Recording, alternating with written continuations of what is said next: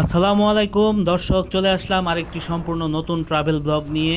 আজ ছুটে চলেছি বাংলাদেশের সবচেয়ে ভয়ঙ্কর এবং রোমাঞ্চকর পাহাড়ি রাস্তার একটি থানচির উদ্দেশ্যে।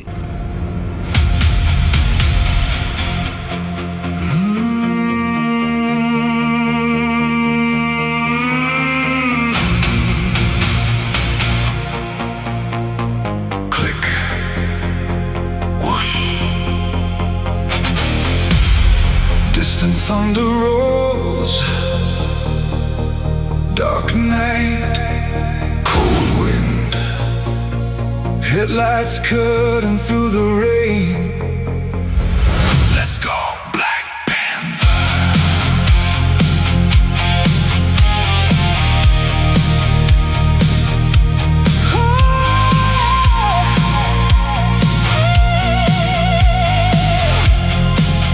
Let's go, Black Panther.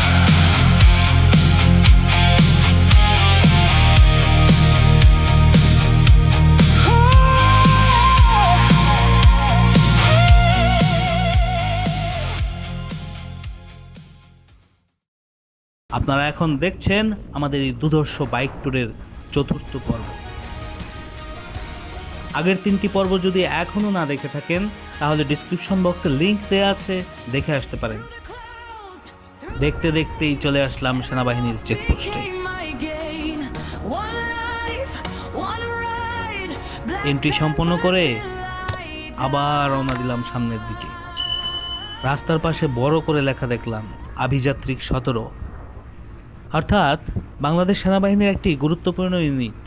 পার্বত্য চট্টগ্রামের দুর্গম এলাকার নিরাপত্তা রক্ষা, যোগাযোগ ব্যবস্থা উন্নয়ন এবং বিভিন্ন অপারেশনাল দায়িত্বে এই ইউনিটের গুরুত্বপূর্ণ ভূমিকা রয়েছে।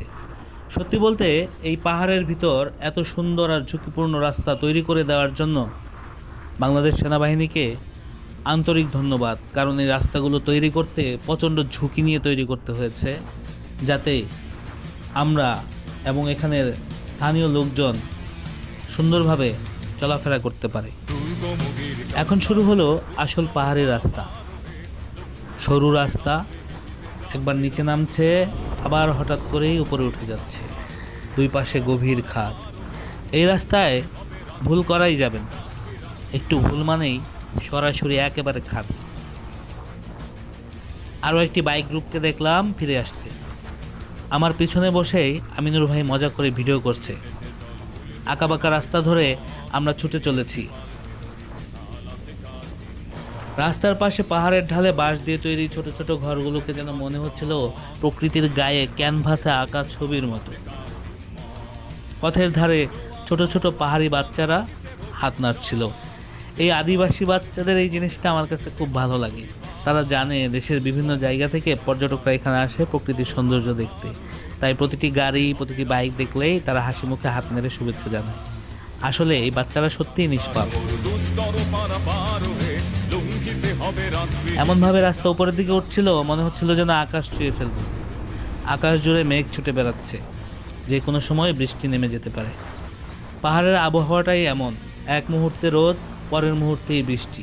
অনেক দূরে দেখা যাচ্ছিল পাহাড়গুলো সারিবদ্ধ হয়ে দাঁড়িয়ে আছে। মনে হচ্ছিল পাহাড়গুলো যেন হাত ছানিয়ে দিয়ে আমাকেই ডাকছে, আই এম কামিং, আমি আসছি। আমাদের থানচি যেতে হলে ডিম পাহাড়ের পাশ দিয়ে যেতে হবে, আর সেখানে রয়েছে প্রায় 6 কিলোমিটার ভয়ঙ্কর খাড়া রাস্তা। নামছি তো নামছি, শুধু নিচের দিকে নেমেই চলেছি। ডান পাশে তাকালেই বোঝা যাচ্ছে আমরা পাহাড়ের কত উপর দিয়ে যাচ্ছি। রাস্তা এতটাই ঢালু যে ক্যামেরা সোজা রাখতেও কষ্ট হচ্ছিল। এখনও 20 কিলোমিটার বাকি, আর আমরা পাহাড়টাকে পেঁচিয়ে পেঁচিয়ে উপরের দিকে উঠছি। রাস্তা যেন পুরো পাহাড়টাকে জড়িয়ে ধরে রেখেছে। ও মাই গড, সুবহান আল্লাহ! চারপাশের দৃশ্য এতটা সুন্দর, নিজের চোখে না দেখলে ক্যামেরায় বোঝানো সম্ভব না। আপনার যদি একটি বাইক থাকে, একবার হলেও চলে আসুন, দেখে যান মহান আল্লাহ আমাদের বাংলাদেশটাকে কত সুন্দর করে সৃষ্টি করেছেন। Love you Bangladesh. Oh my god, এটা কি? যেখানে আমরা শুধু বাইক নিয়েই ভয় পাইতেছি, সেখানে পাহাড়ি ভাইয়েরা কত মালামাল নিয়ে অনায়াসে নামে আসতেছে, বাইক চালায় যাচ্ছে। তারা অবশ্য রেগুলার অভ্যস্ত হয়ে গেছে। এই ঢালটা অনেক বেশি খাড়া, খুব সাবধানে নামতে হবে। দেখতে দেখতে আবার উপরের দিকে উঠে যাচ্ছি। এই উঠানামাই যেন পাহাড়ের জীবনধারা।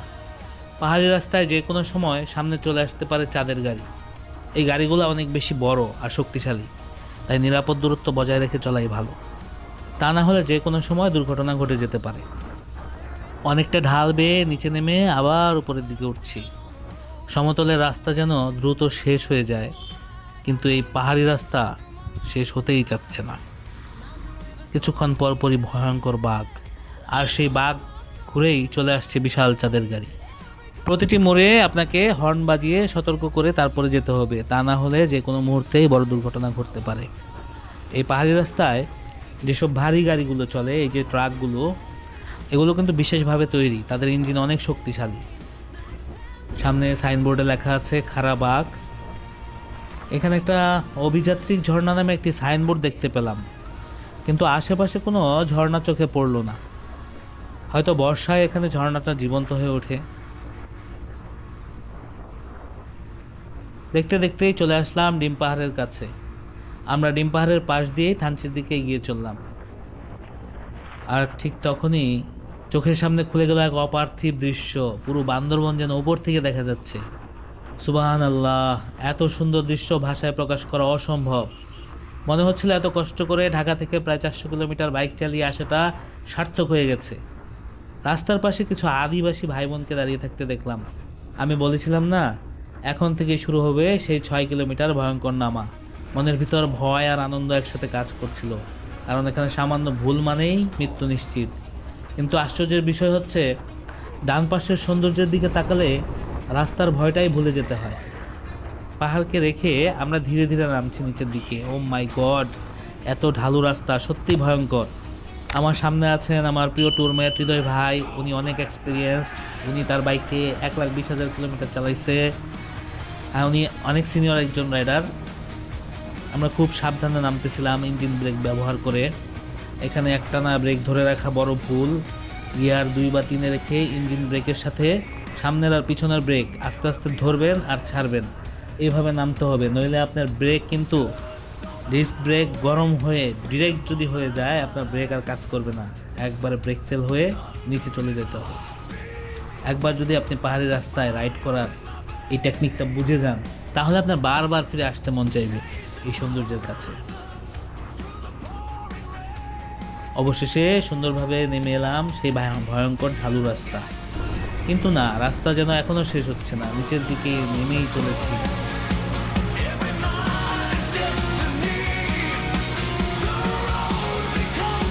আকাশটা যদি একটু পরিষ্কার থাকতো, তাহলে সূর্যের আলোয় দৃশ্যগুলো ক্যামেরায় আরো সুন্দর হয়ে ধরা পড়তো। ঢেউ খেলতে খেলতে আমার এই বাইক ব্ল্যাক প্যান্থার আমাকে নিয়ে ছুটে চলেছে গন্তব্যের দিকে। আমার এই ইয়ামাহা FZ ভার্সন 2 বাইকটি আমার এখন পর্যন্ত আমার সাথে কোনো বেইমানি করেনি। সে আমাকে প্রত্যেকটা জায়গায় সঠিক সাপোর্ট দিয়ে চলেছে। কিছু দূর এগোতেই দূরে একটি শহর দেখা গেল, ওটাই আমাদের গন্তব্য, থানচি। অবশেষে চলে আসলাম 3 রাস্তার মোড়ে। আমরা ডান দিক দিয়ে চলে যাব থানচির দিকে, আর সোজা রাস্তা চলে গেছে চিম্বুক পাহাড় হয়ে বান্দরবন শহরের দিকে। থানচিতে ঢুকতেই ছোট ছোট আদিবাসী শিশুরা হাত নেড়ে অভিবাদন জানালো। আজকের রাতটা আমরা এখানেই থাকবো। এখান থেকে তমাতুঙ্গি খুব কাছেই, আর এখান থেকে শুরু হবে আমাদের পরবর্তী অভিযান। আজকের ব্লগ এখানেই শেষ করছি। পরবর্তী পর্বে দেখতে পাবেন তমাতুঙ্গি পাহাড়ের অপরূপ সৌন্দর্য। ভিডিওটি ভালো লাগলে অবশ্যই চ্যানেলটি সাবস্ক্রাইব করে পাশে থাকবেন, কারণ সামনে আসছে আরও দারুণ অ্যাডভেঞ্চার, আরও ভয়ঙ্কর পাহাড়ি রাস্তা, আর আরও অসাধারণ দৃশ্য। পরবর্তী ব্লগে দেখা হচ্ছে। সবাইকে শুভকামনা, ভালো থাকবেন, আল্লাহ হাফেজ।